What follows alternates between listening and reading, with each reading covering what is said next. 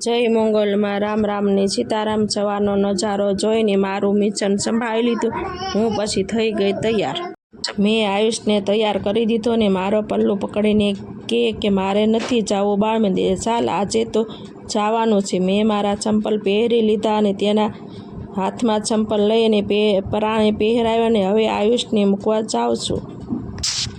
હું ઘેરે આવી ક્યાં મારી રાહ જોઈને ચોકડીમાં કપડાં ધોવાનો ઢગલો હતો।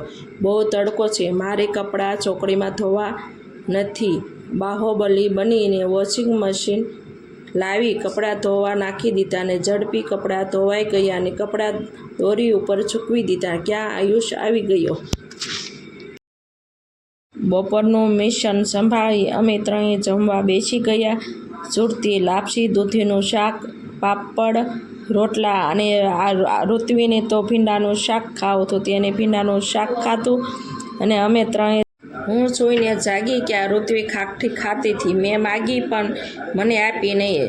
હું રસોડામાં જઈને ફ્રીજ ખોલ્યું ક્યાં ખાખટીની ડીશ ભરીથી ખાખટી લઈ બહાર આવ્યા। ઋત્વીને કીધું તું ન દે તો કાંઈ નહીં, હું ડીશ ભરીને લાવી। મેં અને આયુષે ખાખટી સુધારી મીઠા સાથે ખાધી।